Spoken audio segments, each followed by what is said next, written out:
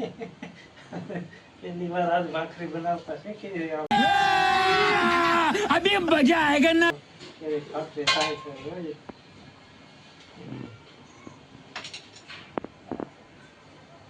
હા હા બરાબર હવે ભાખરી થઈ જાય મસ્તી નો ગોળ મજાની આ તો આમાં આમાં કરે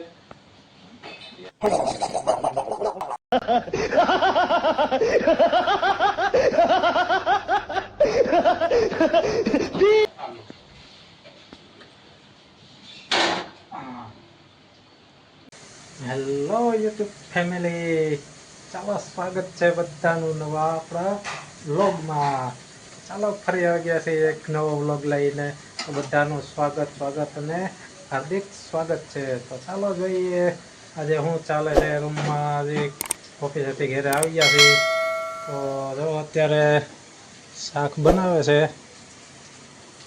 વઘાર કરે છે શાકમાં હજી બટેકાનું શાક છે કોબી બટેકાનું વઘાર ચાલે છે જો આ રીતે પછી હલાવવાનું તમે સમસો રાખતા પણ અમે કઈ રાખતા નથી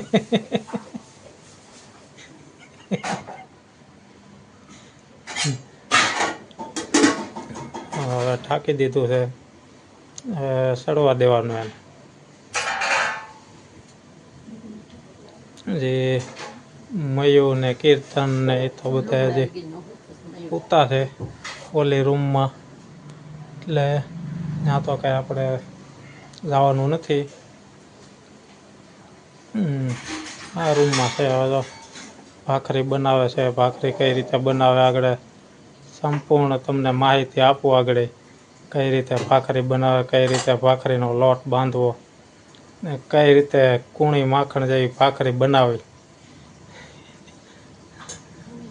તો આગળ એ બધું કમ્પ્લીટ થાય એટલે હું તમને કહું બધું આગળ કઈ રીતે આગળ ભાખરી બનાવે કઈ રીતે એનો લોટ બાંધે છે બધી આગળ સંપૂર્ણ માહિતી તમને હું આપું તો તમે ક્યારેક પણ ઘરે એકલા હોય તો ટ્રાય કરજો બનાવવાની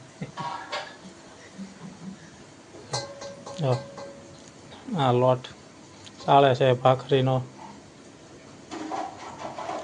કેટલોક સાળવાનો છે હા 3-4 ભાખરીનો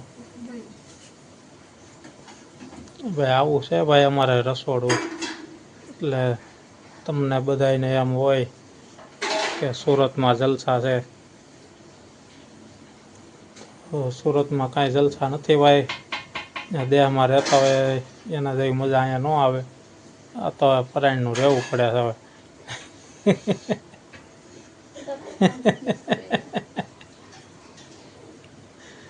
સુરત મોટા ઉપાડે સુરત જાવું હા કોઈકલા એવડી રૂમો છે આપા શું હવે આમ બેઠા હોય તો આમ દીવા લડે ને આમ દીવા લડી જાય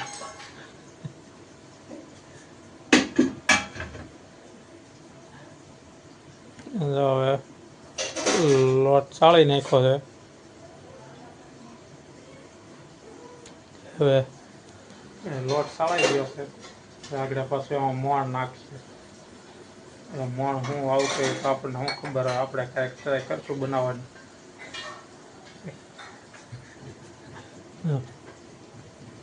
આ રીતે એમાં નાખવાનું હવે મોણ એટલે શું કહેવાય પાણી કહેવાય ને પાણી તો રેડ્યું છે ગ્લાસ ભરીને તો ગયો તો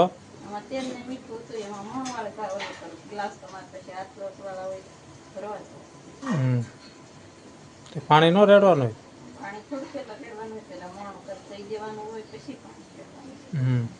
તો હવે પાણી ભાઈ પેલા નો રેડતા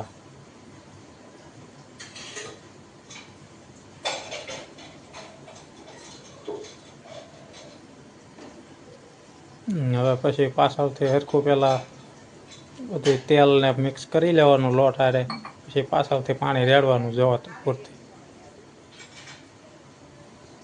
જરૂર પ્રમાણે પાણી રેડવું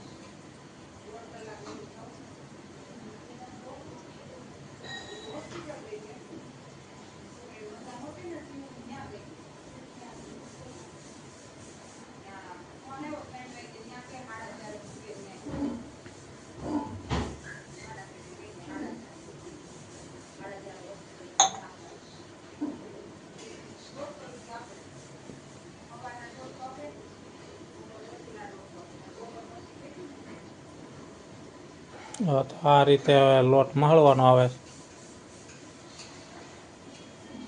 તમે ધ્યાન આપજો બરોબર કઈ રીતે લોટ મહળે છે. જો પાછું પાણી ઘટ્યું.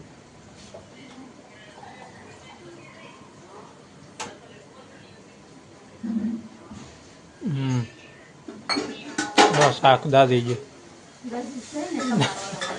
મારા ઓલે મેં થોડો ત્યાં કઈ હું કઈ ત્યાં તારા હાથ પકડીને ઊભો. હા તો પછી હું તો સૌ અહીંયા સેટો ઊભો તાર.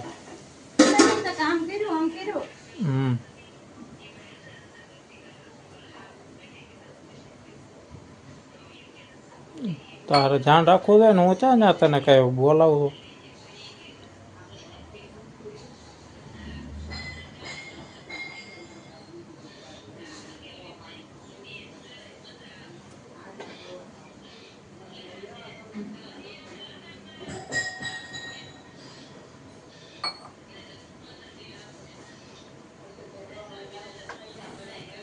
જોયું એ રીતે લોટ મહળે છે. અહીંયા તમને કહું અહીંયા અમારે છે રૂમ રસોડું એક નાનું એવું. આમાં રૂમ રસોડામાં નાવા જાય તો ચોકડીમાં તો દિવાલ અડી જાય બે બાજુ.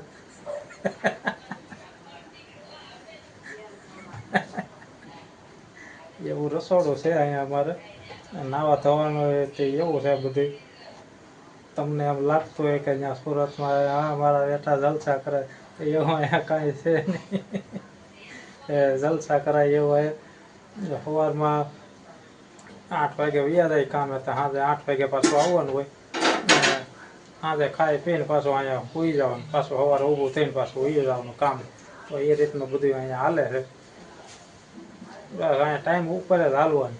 સવારે ઉઠો તો એ ટાઈમ ઉપર હાલવાનું, જમવાનું ટાઈમ ઉપર, હોવાનું ટાઈમ ઉપર, બધું ટાઈમ ઉપર જ હાલવાનું. એટલે દેહમાં હોય તો એવું તો કાંઈ ન હોય કે ટાઈમ ઉપર હાલવાનું. ગમે ત્યારે ઉઠો ત્યારે જવાનું કામ કરવાનું. આખા ખેતરમાં આટા મારવાના બધા. એટલે એમ ત્યાં મજા આવે. અહીંયા બેઠા બેઠા એમ રહો નકર અહીંયા હાડકા આવો ભાંગી ગયા હંધાય. કાંઈ નીકળા બેઠા બેઠા નીકળા પેટ વધે અહીંયા, બીજું કાંઈ ન વધે.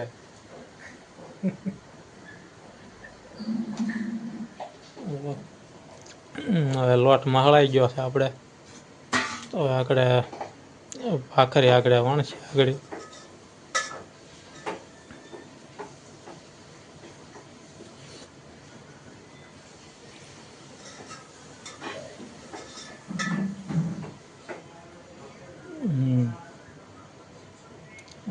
શાકમાં દાજ પડી જઈ તો વાસે આવી ગઈ. હવે પાણી રેડ્યું પાછું.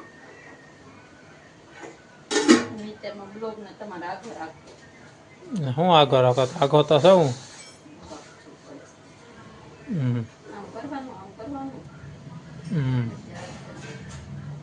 તો બીજું શું કરવાનું.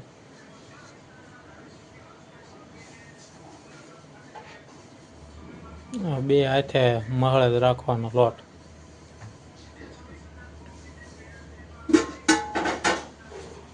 પછી શાકમાં જોતું રહેવાનું એટલે દાજ ન પડે.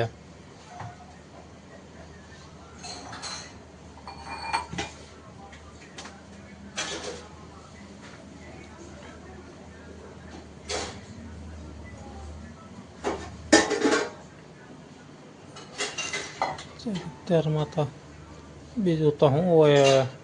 એને કેમ મૂક્યો ત્યાં શું કરવા મૂક્યો તો કે કૂણો થવા મૂક્યો.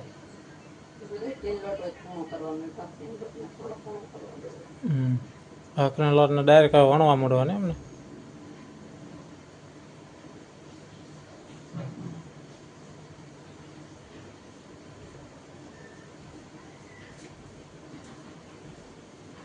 જો તમને અહીંયા બતાવો તો આ રીતનો ભાખરીનો લોટ આપણે બંધાઈ ગયો છે ને આમાં સડે છે આપણે શાક.